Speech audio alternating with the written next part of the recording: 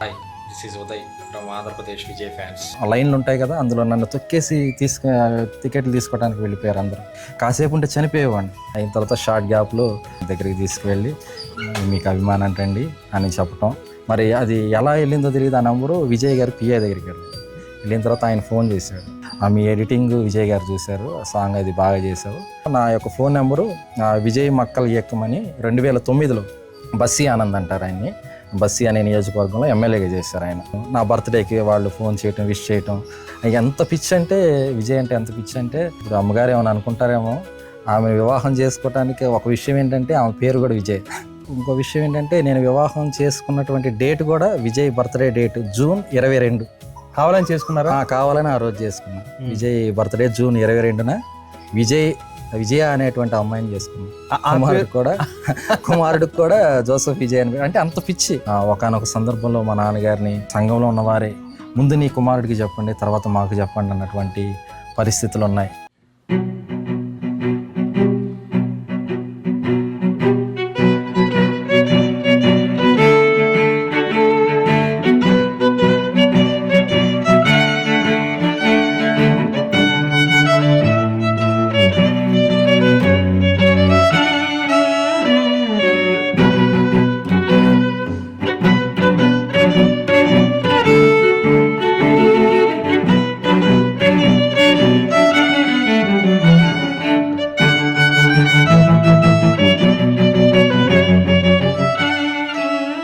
ప్రభువైన యేసుక్రీస్తు నామమునకు మహిమ ఘనత ప్రభావంలో కలుగునుగాక. మీ అందరికీ యేసుక్రీస్తు నామమున వందనాలండి. మరొక అద్భుతమైన సాక్ష్యాన్ని వినిపించడానికి దేవుడు అనుగ్రహించిన కృపను బట్టి దేవాది దేవునికి వందనాలు, స్తోత్రాలు చెల్లించుకుంటా ఉన్నాను. మనతో ఉన్నటువంటి సహోదరుల పేరు ఉదయ్ కిరణ్ గారు. వారు ప్రస్తుతం సేవకులుగా పనిచేస్తూ ఉన్నారు. మరి బ్రదర్ ఉదయ్ కిరణ్ గారు గత జీవితంలో ప్రస్తుతానికి తమిళనాడుకి సీఎంగా ఉన్నటువంటి విజయ్ గారికి మన ఆంధ్రప్రదేశ్లో ఫ్యాన్స్ అసోసియేషన్ ప్రెసిడెంట్గా వారు పనిచేశారు. అయితే దేవుడు అక్కడ నుంచి పిలిచి తన సేవను ఎలా కొనసాగించుకుంటూ ఉన్నారు. నిజంగా ఒక అభిమాని పిచ్చి అంటే మరి ఈ లోకంలో అది అందరికీ తెలిసిన విషయమే. వాళ్ళు ఏమి చేయడానికైనా వెనకాడరు. అలాంటి పిచ్చి నుంచి దేవుని వైపు ఎలా వారు నడిచారు, వారి జీవితంలో జరిగినటువంటి అనుభవాలు, అలాగే దేవుడు వారిని రక్షించుకున్న విధానాన్ని, రక్షణ సాక్ష్యాన్ని మనం అడిగి తెలుసుకుందాం. ప్రైజ్ లార్డ్ అన్న. చాలా సంతోషం. మీరు దేవుని సేవ చేస్తూ ఉన్నందుకు చాలా సంతోషిస్తూ ఉన్నాను. ఎందుకంటే యవ్వనస్తులు ఈ కాలంలో అభిమానము అనేటువంటి ఒక మాయ లేదా దాన్ని ఒక పిచ్చి అనొచ్చు, దానిలో పడి వారి జీవితాలనే పణంగా పెట్టి నాశనం చేసుకునేటువంటి పరిస్థితులు ఈ దినాల్లో ఉన్నాయి. వారి కోసం ఏది చేయడానికైనా వెనకాడనటువంటి పరిస్థితులు.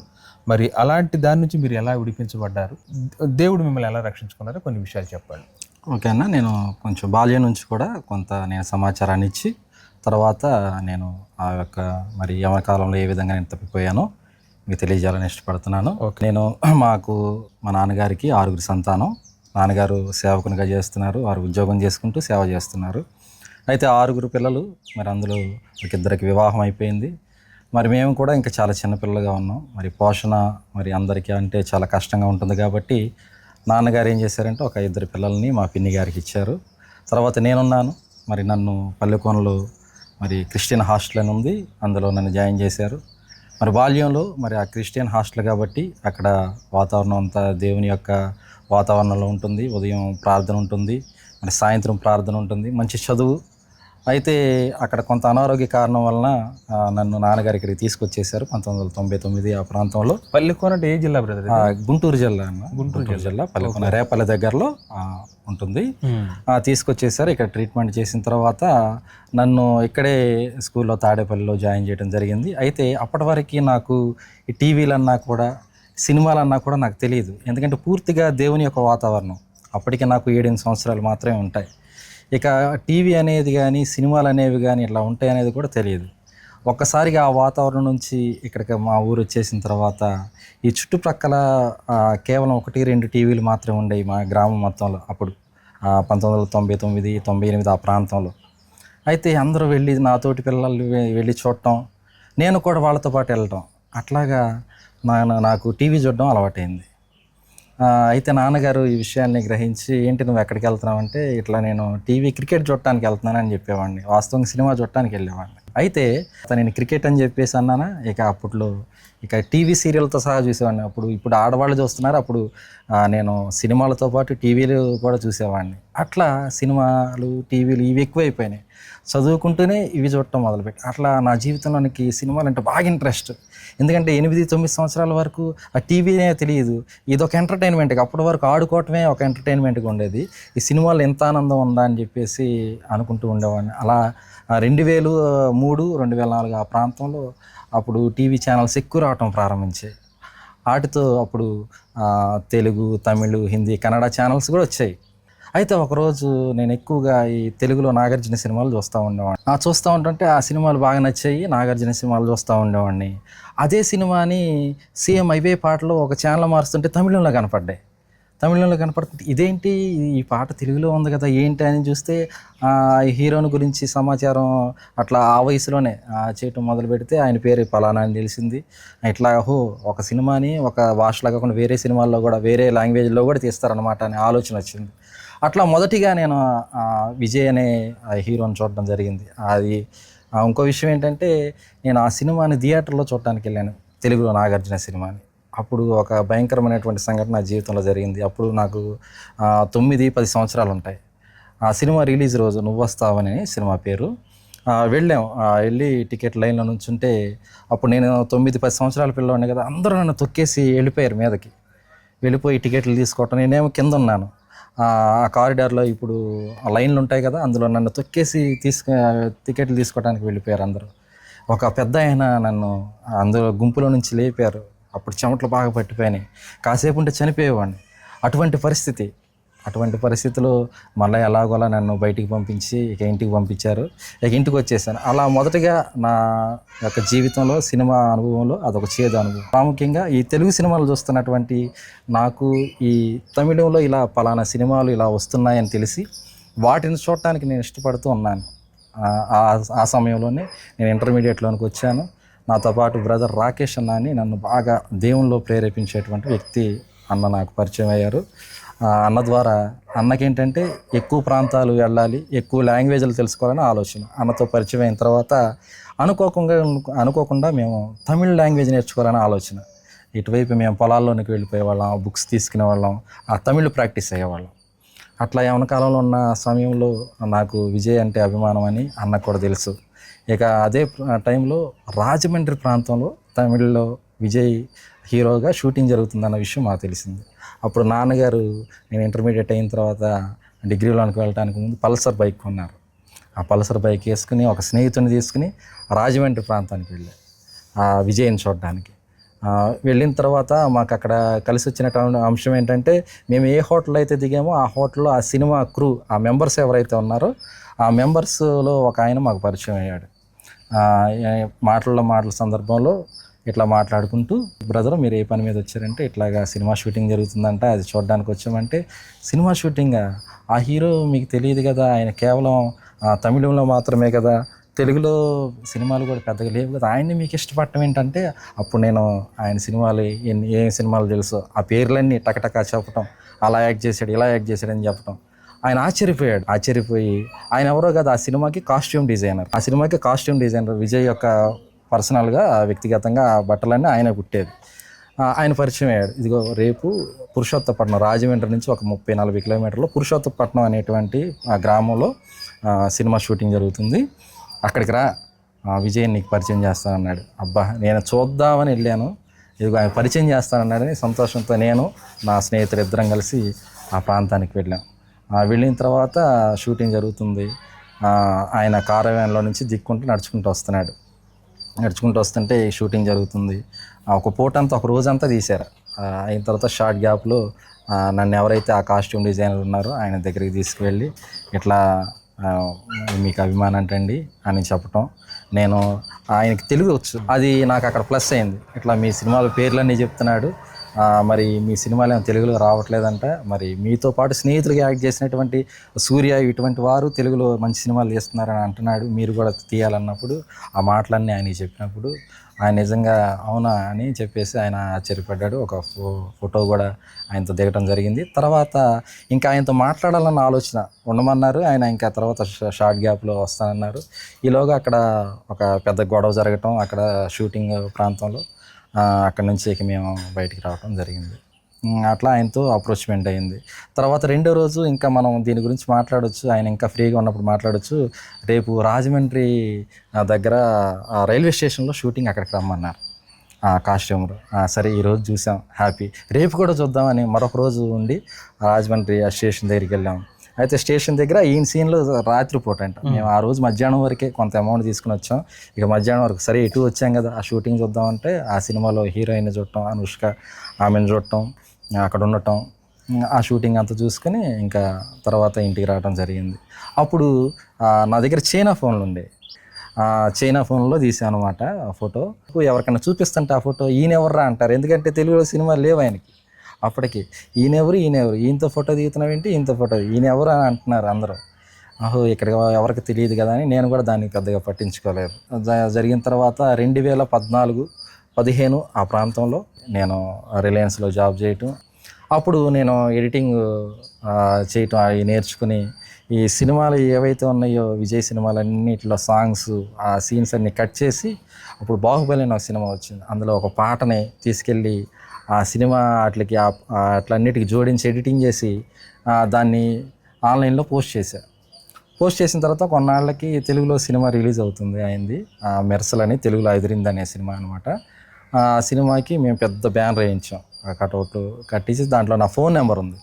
అది సోషల్ మీడియాలో మరి పెట్టిన తర్వాత మరి అది ఎలా వెళ్ళిందో తెలియదు. ఆ నెంబరు విజయ్ గారి పిఏ దగ్గరికి వెళ్ళిన తర్వాత ఆయన ఫోన్ చేశాడు, ఏం చేస్తాను అంటే ఇదిగో పలానా ఇట్లా చేస్తానని చెప్పేసి అన్నావు. మీ ఎడిటింగ్ విజయ్ గారు చూశారు, సాంగ్ అది బాగా చేసావు, టచ్లో ఉండు, నీ నెంబర్ నేను ఫీడ్ చేసుకుంటున్నానని చెప్పేసి ఆ సినిమా అయిన తర్వాత ఆ రోజు ఉదయం చేశాడు, మళ్ళీ సాయంత్రం చేశాడు. సినిమా ఎలా ఉంది, ఆంధ్రప్రదేశ్లో ఎట్లా ఆడుతుంది, ఆ థియేటర్లో అన్నీ హౌస్ఫుల్ అయినాయా, గుంటూరులో మీకు ఎవరైనా తెలుసా, అక్కడ ఏమన్నా టాక్ ఎలా ఉందో నేను తెలుసుకోవాలని ఆయన మాట్లాడుతున్నప్పుడు, అంటే నాకు తమిళ్ కొంచెం వచ్చు, ఇంగ్లీషు తమిళ్ మిక్సింగ్లో మాట్లాడుతూ ఆయనతో మాట్లాడుతుంటే ఎవరు తెలియదండి, నేను విజయవాడలో ఉంటానంటే ఓకే అని చెప్పేసి అన్నారు. అట్లా ఆయనతో అనుబంధం. నా యొక్క ఫోన్ నెంబరు విజయ్ మక్కల్ ఇయక్కం అని 2009లో విజయ్ గారు ఒక సేవా సంస్థ ప్రారంభించారు. దాని మీనింగ్ ఏంటంటే విజయ్ పీపుల్స్ మూవ్మెంట్ అని. ఆ యొక్క విజయ్ మక్కల్ ఇయక్కం అనేటువంటి సంస్థను స్థాపించి దానికి బస్సీ ఆనంద్ అంటారు ఆయన్ని, బస్సీ అనే నియోజకవర్గంలో ఎమ్మెల్యేగా చేశారు. ఎమ్మెల్యేగా చేసి ఆయన చేసిన తర్వాత విజయ్ గారి దగ్గర ఆయన ఫ్యాన్స్ అధ్యక్షుడిగా ఉంటున్నాడు. ఇక ఆయనతో టచ్అప్లో ఉండటం, ఆయన గ్రూపులో ప్రతి నియోజకవర్గం నుంచి ఒక మనిషి, 2234 మంది ఆ యొక్క గ్రూపులో నన్ను కూడా యాడ్ చేశారనమాట. అట్లా యాడ్ చేయటం, సినిమాకి సంబంధించినవి కాకుండా ఈ సేవా కార్యక్రమాలు గురించి ఎక్కువగా, అది సినిమాకి సంబంధించింది కాదు, ఆ గ్రూపు సేవా కార్యక్రమాలు అంటే చిన్నపిల్లలకి ట్యూషన్ చెప్పటం, ఎవరికైనా భోజనాలు పెట్టడం, అనాథలకు దుప్పట్లు పంచడం, అటువంటి కార్యక్రమాలు చేస్తూ ఉంటారు. అందులో చేయటం, నా బర్త్డేకి వాళ్ళు ఫోన్ చేయటం, విష్ చేయటం. ఇప్పుడు ఆ స్టార్టింగ్లో అంటే ప్రెసిడెంట్గా అనేది అంటే హోదా వాళ్ళు ఇచ్చారు బ్రదర్, మీకు అది ప్రకటించారు? అది విజయ్ సోల్జర్స్ అని నేను ఆన్లైన్లో యూట్యూబ్లో ఒకటి ఏర్పాటు చేసుకున్నాను. ఇప్పటికి అది ఉందన్న, అది ఆ ఛానల్ ఉంది, అందులో వీడియోస్ కూడా ఉన్నాయి, ఇప్పుడు మీరు చూడొచ్చు. నేను తెలుగులో పోలీసుడు అనే సినిమా వచ్చింది, అది అదిరింది అనేటువంటి సినిమా వచ్చింది. ఆ రెండిట్లకి నేను చొక్కా ఇప్పుకొని ఆ థియేటర్లో ఆ ఏళ్ళు వేయటం, గోలలు చేయటం, ఆ కేక్ కట్ చేయటం, ఆ పిల్లలందరిని పిలవటం, అక్కడ పెద్ద కటౌట్లు ఏర్పాటు చేయటం, అవన్నీ యూట్యూబ్లో ఇప్పటికీ ఉన్నాయి, అవి మీరు చూడొచ్చు. అట్లా నా జీవితం అట్లా అయిపోయింది బ్రదర్. ఎంతమంది ఉండేవారు బ్రదర్ మీకులాగా, అంటే ఆ విజయ్ గారికి ఫ్యాన్స్? ఇక్కడ విజయ్ గారికి అభిమానులు అంటే ఒక 5-6 ఉండేవాళ్ళు విజయవాడలో. మిగిలిన వాళ్ళు నా ఫ్రెండ్స్ అనమాట. వేరే వాళ్ళ సినిమాలు చూస్తారు కానీ నాతో పాటు అంటే వాళ్ళందరికీ తీసుకెళ్ళి చూపించడాన్ని ఇష్టపడేవాడిని. ఆ డబ్బులు ఖర్చు పెట్టి వాళ్ళకి అక్కడ కేక్ కట్ చేయటం, ఇదిగో మా హీరో అంటాం, వాళ్ళతో గొడవ పట్టడం, ఈయన చాలా గ్రేట్ అని, అట్లా అంటే అదొక పిచ్చిలో ఉండేవాళ్ళం అనమాట. ఇక్కడ ఇప్పుడు మన తెలుగు అభిమానులకి అంటే ఏ హీరో అభిమానులకైనా మీకు ఎప్పుడైనా గొడవలు జరిగాయి? అలాగా గొడవలు ఆన్లైన్లో జరిగాయి అన్న ఎక్కువగా. అంటే మీ హీరో ఎక్కువగా తెలుగులో తీసిన సినిమాలో తమిళ్లో తీస్తూ ఉంటాడు, అలా తీస్తూ ఉంటాడు, ఎక్కువగా కాపీ చేస్తూ ఉంటాడు అన్నప్పుడు వాళ్ళతో ఎక్కువ గొడవ పడుతూ ఉండేవాడిని ఆన్లైన్లో. ఎప్పుడు చూసినా ఫోన్లో కింద మెసేజ్లు చేస్తూ ఉండేది, ఇదిగో మా హీరో ఇది, మా హీరో ఇలా డ్యాన్స్ చేస్తాడు, మా హీరో సినిమాలు మీ వాడు ఇన్ని తీశాడు అని చెప్పేసి ఎక్కువగా అలా ఆన్లైన్లో ఫైట్ చేయడం జరిగేది. Hi, this is Uday from Andhra Pradesh Vijay fans.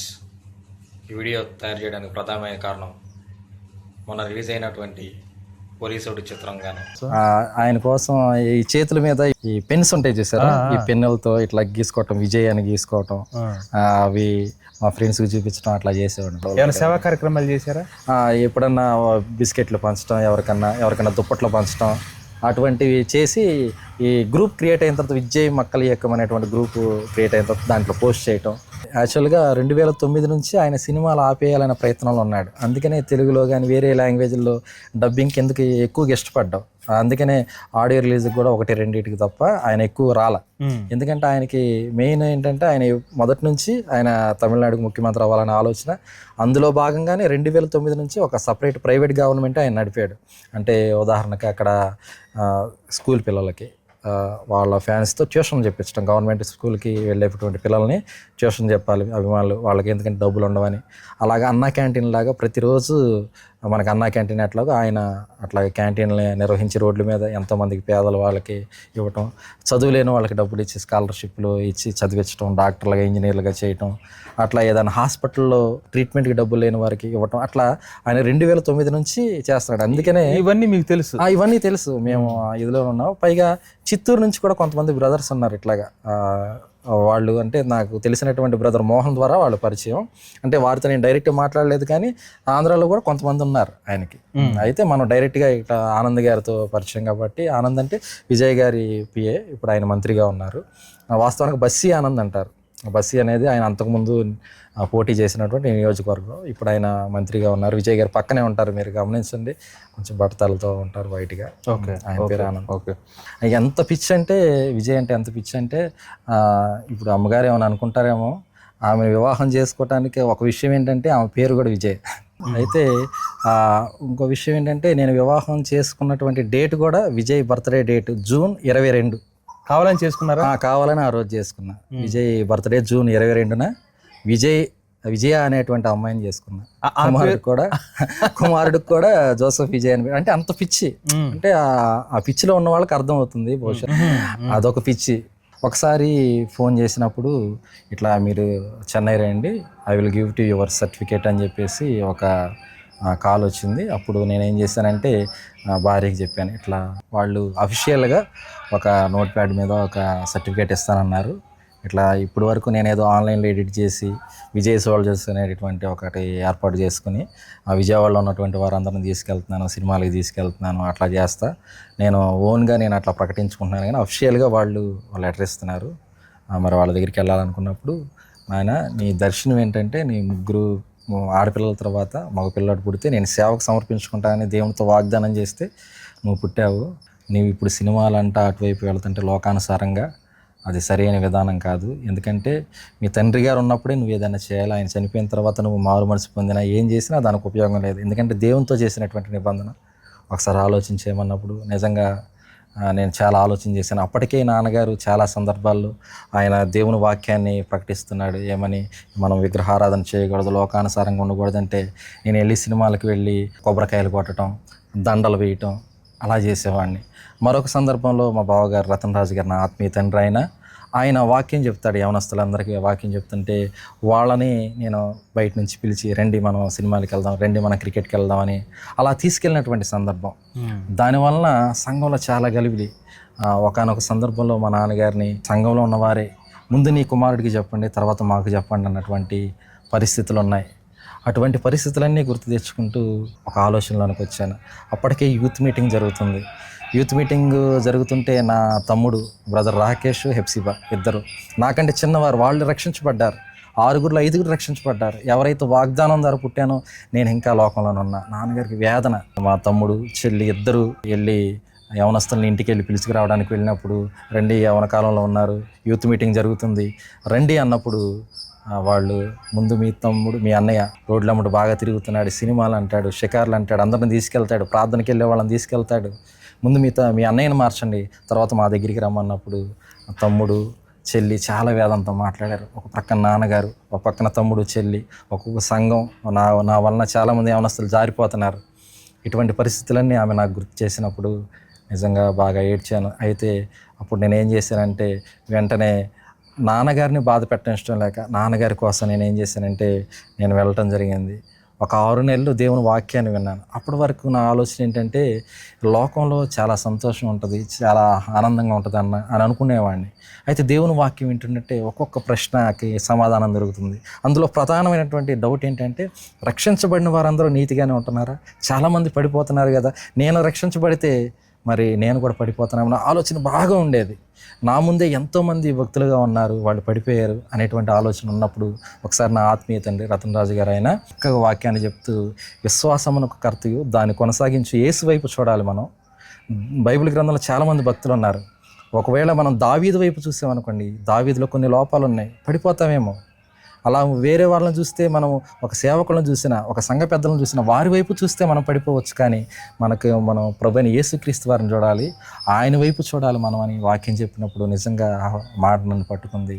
ఇక దేవుళ్ళలోనికి రావటం ప్రారంభించాను. ఇక సినిమాకి సంబంధించిన వాళ్ళు ఎవరు ఫోన్ చేసినా, లేదనైనా నేను ఇట్లాగా దేవుళ్ళలోనికి వెళుతున్నాను, దేవుని నమ్ముకున్నాను, ఇంక ఇటువంటివి నేను చేయను, మీరే ఏదో ఒకటి చేసుకోండి అని చెప్పేసి, విజయవాడలో మోహన్ అనే ఒక బ్రదర్ ఉన్నాడు. ఎప్పుడు ఇటువంటి సినిమాలకి ఈ కటౌట్లు కట్టడం, కొబ్బరికాయలు పగలగొట్టడం, ఎవరికైనా ఏదైనా పంచడం, కేక్ కట్ చేయటం, ఇవన్నీ చేసేవాళ్ళు. తమ్ముడు ఇంక నేను అటువంటివి రాను, నేను దేవుణ్ణి నమ్ముకున్నాను, మా నాన్నగారు పాస్టర్ గారు, ఇది నా బ్యాక్గ్రౌండ్, ఇన్నాళ్ళు ఏదో తెలియక చేశాను లోకానుసారంగా, ఇక నేను ఇటువంటివి చేయనని చెప్పేసి ఇంకా పూర్తిగా ఆ యొక్క దిశ నుంచి ఇక దేవుని మార్గంలో వెళుతూ, ఇక దేవుని వాక్యాన్ని నేర్చుకుంటూ, ఆ దేవుని వాక్యాన్ని నేను బాగా చదువుకుంటూ, ఈరోజు నాన్నగారు చనిపోయిన తర్వాత ఆ సంఘాన్ని మా బావగారు, నా ఆత్మీయ తండ్రి రతన్ రాజు గారు 3 సంఘాలు ఉన్నాయి, అంబాపురం, షాబాద్, నందిగాము. ఆయన మరి ఒక్కలే భారంగా చేస్తున్నారు, అనేక ప్రాంతాలకు సువార్త ప్రకటించడానికి వెళ్తున్నారు. మరి అటువంటి సమయంలో ఇక నన్ను నేను సన్నద్ధం చేసుకుని, ఇంకా నేను పూర్తిగా దేవుని సేవలో ఉండాలి, వాడబడాలి. ఎందుకంటే దేవుని ద్వారా వాగ్దానం పొందాను. దేవుని వాక్యాన్ని నేర్చుకుంటూ ఒక సేవకునిగా నేను మరి ఆయన దగ్గర తర్ఫీదు పొందాను. పొందిన తర్వాత అభిషేకం తీసుకోవటం, షాబాదు మందిరంలో మరి దేవుని యొక్క సువార్తను ప్రకటించడం, అక్కడ అనేక మందికి మరి మంచిగా, ఇప్పుడు ఎటువంటి పేరంటే, ఒకప్పుడు నన్ను చూసి సంఘాల్లో ఉన్నటువంటి యవనస్తులు, పెద్దవాళ్ళు తిట్టుకునేవారు, జారిపోయేవాళ్ళు. ఇప్పుడు వాళ్ళే నాన్నగారి పేరు నిలబెట్టావయ్యా, ఎంత చక్కటి వాక్యం చెబుతున్నావు అన్నప్పుడు నిజంగా చాలా సంతోషించాను అన్న.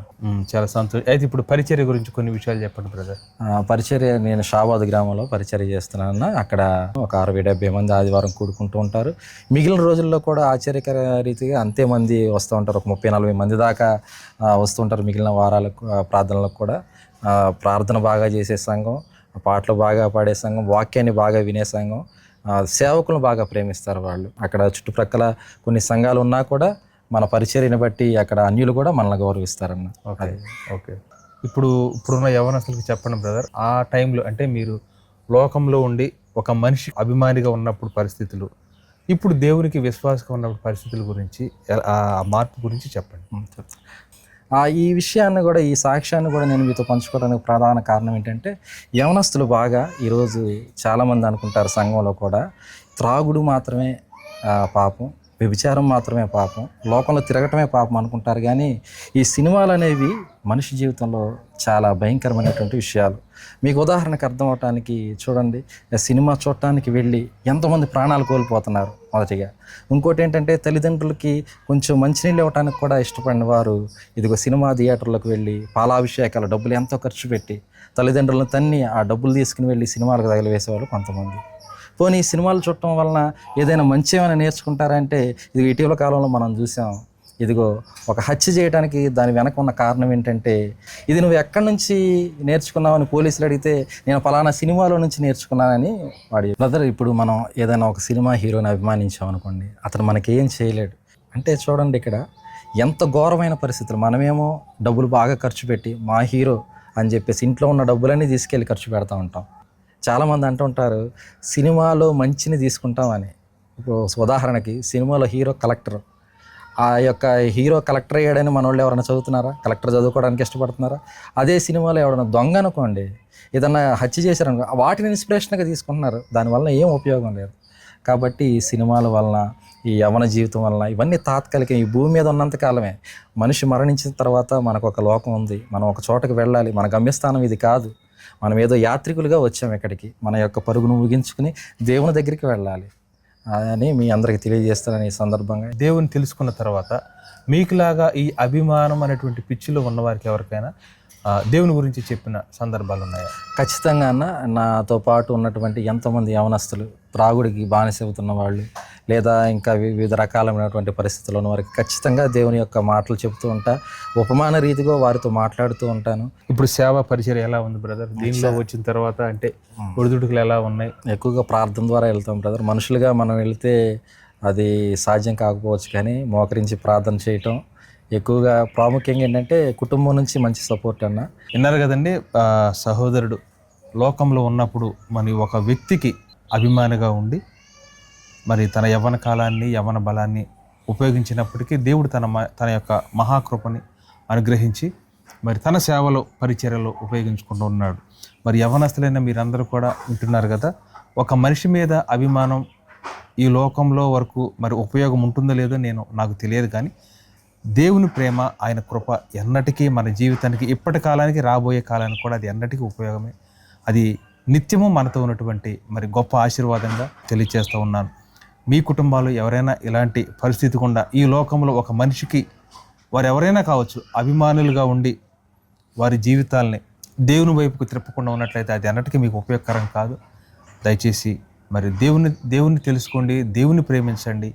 ఎందుకంటే దేవుడు మనం ప్రేమించకముందే దేవుడు మనల్ని ప్రేమించాడు. ఈ విషయాన్ని మీరందరూ గమనిస్తారని మనం కోరుకుంటూ మంచి సాక్ష్యాన్ని, వారి సమయాన్ని మనకిచ్చి వారి సాక్ష్యాన్ని పంచుకున్న బ్రదర్కి ప్రత్యేకమైన వందనాలన్న. మీ యొక్క ఛానల్ ద్వారా అనేకులు వాస్తవానికి మీ ఛానల్లో ఉన్నటువంటి ఆ సాక్ష్యాలతోనే కొన్నిసార్లు వాక్యంలో రియల్ స్టోరీస్కి ఉపమాన రీతిగా ఇదిగో పలానా వారి జీవితంలో ఈ మేలు జరిగింది, అంతకుముందు ఇలా జీవించారు, ఇప్పుడు ఇలా జీవిస్తున్నారని ఒక చక్కటి ఉపమాన రీతిగా కూడా సంఘాలకు బలపరచబడటానికి మీ యొక్క ఛానల్ ఉపయోగపడుతుంది. అన్నకి ప్రత్యేకమైనటువంటి వందనాలు తెలియజేస్తున్నాను. ప్రైజ్ ప్రైజ్ లార్డ్ అన్న. ప్రైజ్.